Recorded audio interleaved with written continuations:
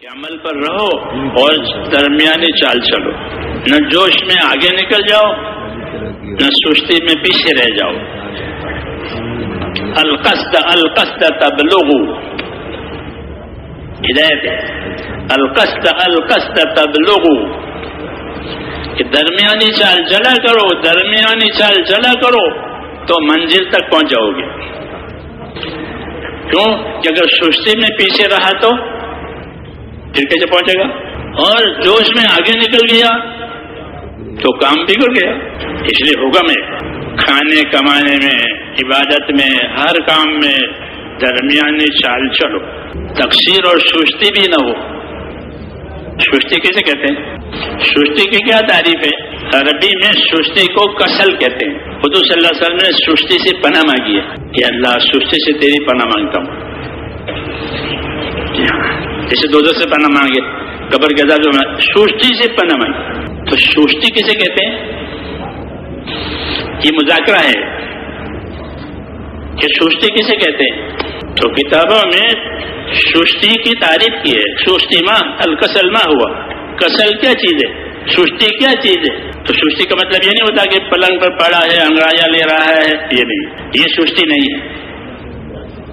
سستی اسے کہتے ہیں کہ ایک کام ہے ذمہ داری کا، اور ذمہ داری کے پورا کرنے کی برابر طاقت ہے پھر بھی پورا نہیں کرتے، اسے کہتے ہیں، اسی کا نام سستی۔ اور سستی کا اثر و خاصیت کیا کہ سستی کا اثر و خاصیت یہ ہے کہ سستی آدمی کو حق سے پیچھے کرے گی، آگے نہیں بڑھائے گی۔ تو سستی کا مطلب یہ ہے کہ ایک کام ہے، اس کی ذمہ داری دی گئی ہے، اس کو پورا کر سکتے ہیں پھر بھی نہیں کرتے، اسے کہتے ہیں سست۔ اور اس کی کیا خاصیت ہے کہ اس کی خاصیت پیچھے ڈالنے، کہ سست آدمی پیچھے رہے گا، نماز میں پچھلی صفوں میں ہوگا،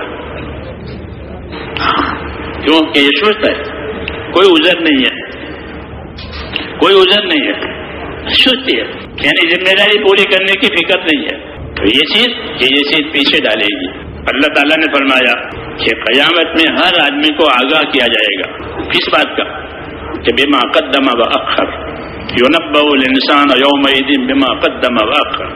ہر آدمی کو قیامت میں آگاہ کیا جائے گا، اس نے کون سی چیز کو آگے کر دیا، کون سی چیز کو پیچھے کر دیا، کون سی چیز میں آگے رہا، کون سی چیز میں پیچھے رہا، تقدیم تاخیر۔ تو سستی کا اثر پیچھے ہونا ہے کہ تم یہ پیچھے رہ گئے تھے۔ بہت سے حضرات صحابہ جو بعد میں ایمان لائے، ان کو اس کی حسرت تھی کہ لوگ شروع میں ایمان لائے، آگے نکل گئے، ان کے فضائل آئے، ان کے مناقب آئے، ان کی بزرگیاں آئی، ہم پیچھے رہ گئے۔ یہ ان کو دنیا میں اس کی ندامت ہے، اور ندامت اچھی چیز ہے، ندامت اچھی چیز ہے، جی ہاں، کہ ندامت کی وجہ سے آدمی آگے بڑھتا رہتا ہے، یہ اچھی چیز ہے۔ تو میں نے یہ سستی کی بات کی کہ سستی کیا چیز ہے، جسے حضور صلی اللہ علیہ وسلم نے پناہ مانگی کہ اللہ میں سب سستی سے پناہ مانگتا ہوں، بخیلی سے پناہ مانگتا ہوں، بزدلی سے پناہ مانگتا ہوں، یہ چیز ہے استعاذہ کی دعائیں، کہ سستی، بخیلی، بزدلی، یہ پیچھے ڈالنے والی صفتیں۔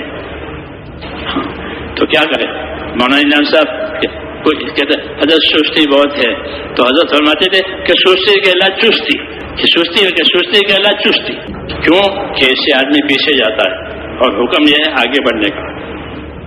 اللہ کا کیا حکم ہے؟ آگے بڑھو، آگے بڑھو، جنت حاصل کرنے کے لیے آگے بڑھو، اللہ کی رضا حاصل کرنے کے لیے آگے بڑھو۔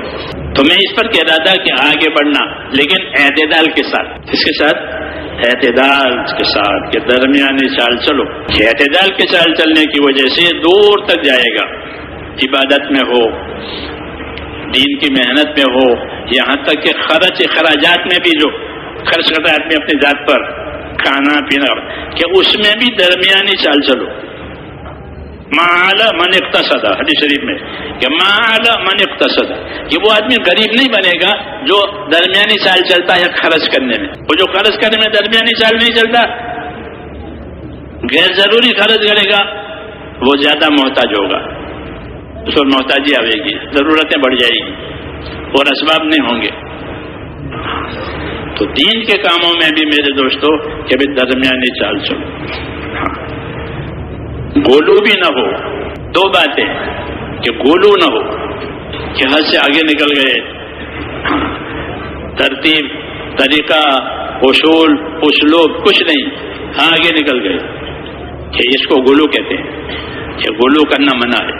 حکم کو حکم کی حد تک، طریقے کو طریقے کی حد تک، اور درمیانی چال چلے کہ گولو نہ پیدا ہو جائے. ہاں، جو غیر ضروری ہے اس کو ضروری نہ بناوے، جو غیر ضروری ہے اس کو ضروری نہ بناوے، اور جو ضروری ہے اس میں کوتاہی نہ کرے.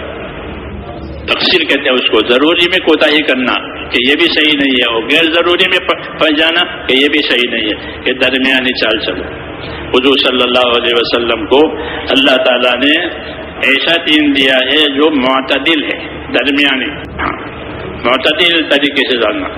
کہ جب معتدل طریقے سے چلیں گے تو ہر حقدار کا حق ادا ہوگا درمیانی چال چلنے سے. ہاں، یہ بڑا فائدہ. اور درمیانی چال چلنے کی وجہ سے آدمی منزلیں طے کرتا چلا جائے گا، اور جوش میں آگے بڑھ گئے پھر تھک کے بیٹھ جائیں گے، اور شوشے میں پیچھے رہ جائیں گے تو منزل کو نہیں پہنچے گا. کہ یہ دونوں طریقے غیر صحیح ہیں. ہاں، اس لیے اپنے آپ کو پابند بھی بنانا ہے، استقامت کے ساتھ چلانا بھی ہے، اور زندگیوں میں اعتدال لانا ہے، درمیانہ پن. وہ ہر بات میں، عبادت کا کام ہو، دین کا کام ہو، خرچ اخراجات ہو، کہ سب کاموں میں خیر خیرات ہو، اس میں بھی. جی ہاں، یہ درمیانی چال چلو. کہ اتنے خیرات کر دی کہ اپنے پاس کچھ نہیں بچا، کہ یہ بھی ٹھیک نہیں ہے. اور بالکل کسی کو نہیں دیا، جمع کر کے جوڑ کے رکھا، کہ یہ بھی صحیح نہیں ہے. ہاں، جتنی طاقت ہے اتنا کرنا ضروری ہے. اس لیے حضور صلی اللہ علیہ وسلم نے اس کی ہدایت ان کلمات سے دی ہے کہ علیکم بما تطیقون، علیکم بما تطیقون. کہ جتنی تمہارے اندر طاقت ہے اتنا کرنا تو اپنے ذمے لازم سمجھو. علیکم کا مطلب یہ ہوتا ہے عربی میں کہ اتنا کرنا تو اپنے ذمے لازم سمجھو، کہ اتنا تو میں کر سکتا ہوں اللہ کے سامنے امانت دار رہ کر کے. اللہ کے سامنے کیسا رہنا ہے؟